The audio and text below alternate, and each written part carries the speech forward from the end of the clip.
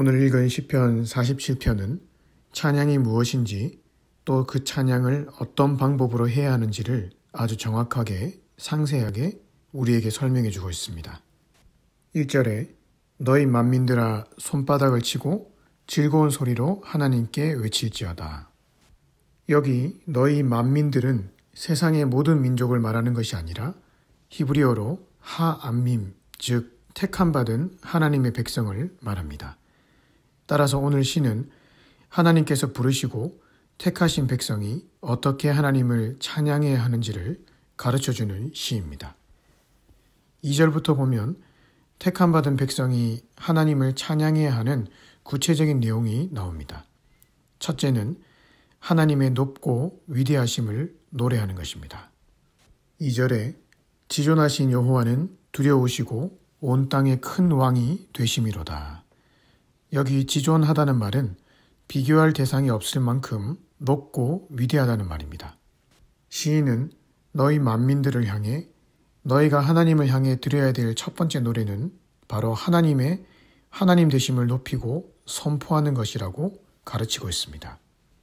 이것이 우리가 하나님을 찬양한다고 할 때 가장 먼저 생각해야 될 부분입니다. 찬양의 대상은 하나님이십니다. 그 하나님은 우주보다 높고 만유보다 크신 분이십니다. 그분은 창조주이시고 모든 만물을 자신의 뜻대로 움직여 나가시는 절대 주권자이십니다. 그 전능자, 주권자 되신 하나님의 높으심을 선포하며 그분의 발 앞에 납작 엎드려 경배하는 것이 바로 찬양의 첫 출발이자 핵심입니다. 우리는 자주 찬양을 내 감정의 순화 도구 혹은 신나는 음악 정도로 착각할 때가 있습니다. 심지어 어떤 사람은 찬양할 때 손뼉 치는 것이 혈액순환에 도움이 되고 손의 세균까지 죽이는 일석이조의 역할을 하기 때문에 기쁨으로 손뼉 치며 찬양한다고 하는 사람도 있습니다. 물론 찬양할 때 내 감정도 순화되고 신도 날 수 있습니다. 혈액순환도 되고 세균도 죽을 수가 있습니다.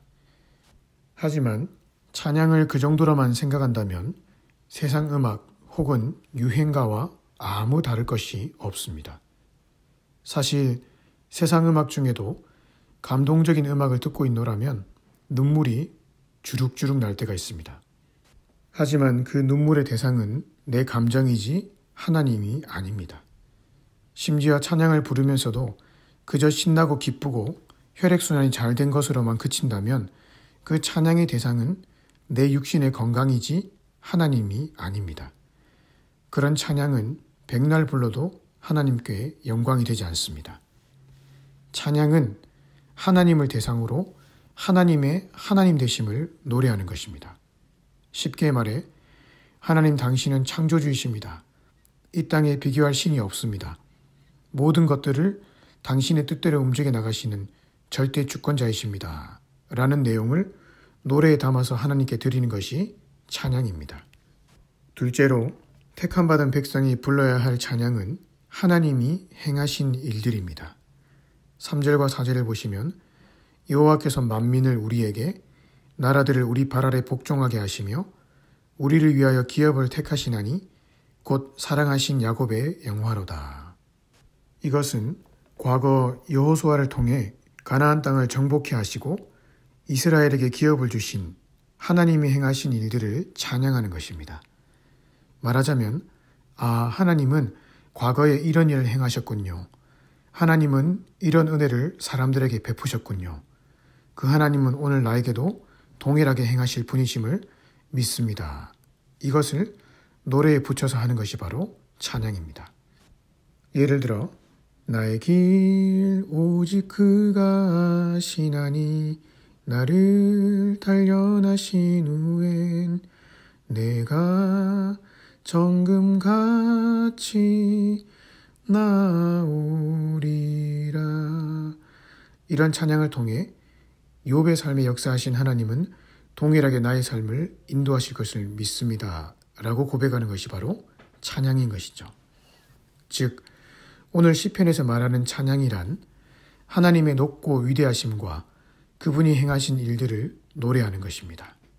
반대로 말하면 아무리 신나고 감동적인 음악을 갖다 붙이고 아무리 아름다운 미사여구를 사용해도 그 대상이 하나님이 아니라면 찬양이 아니라는 말입니다.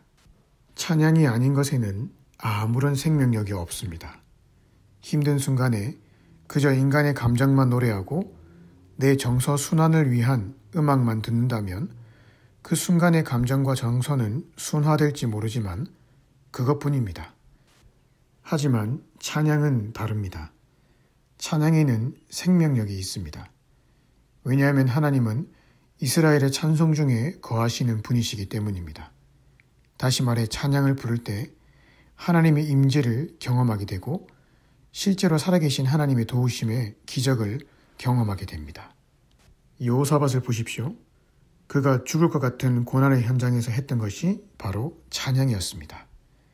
자기 신세나 한탄하고 감정만 위로했던 것이 아니라 하나님의 하나님 되심을 노래했고 성경을 통해 나타난 하나님의 성품을 노래했습니다. 그러자 곧바로 하나님의 도우심으로 인해 승리를 경험하지 않았습니까?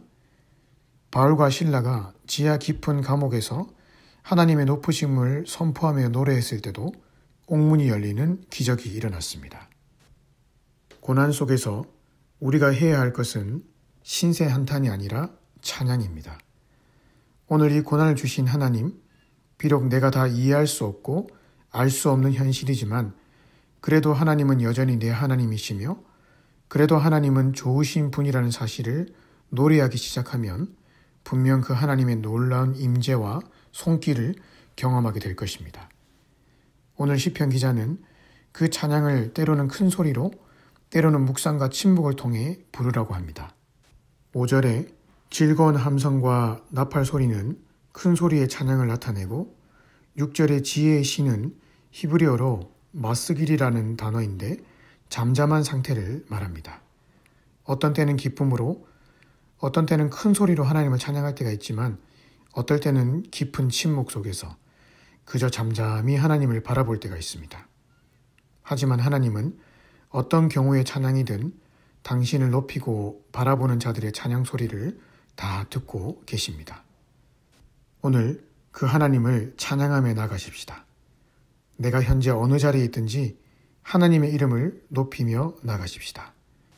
그리함으로 그분의 임재 안에서 기쁨과 평안을 누리며 살아가시기를 주님의 이름으로 축복합니다.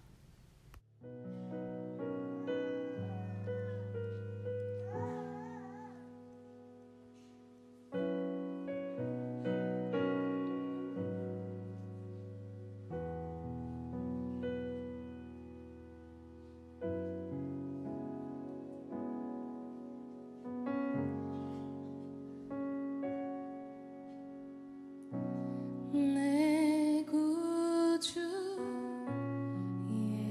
예수님 주 같은 분은 없네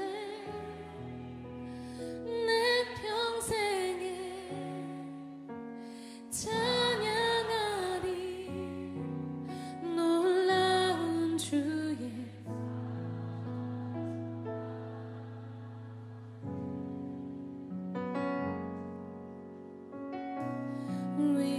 위로자 되시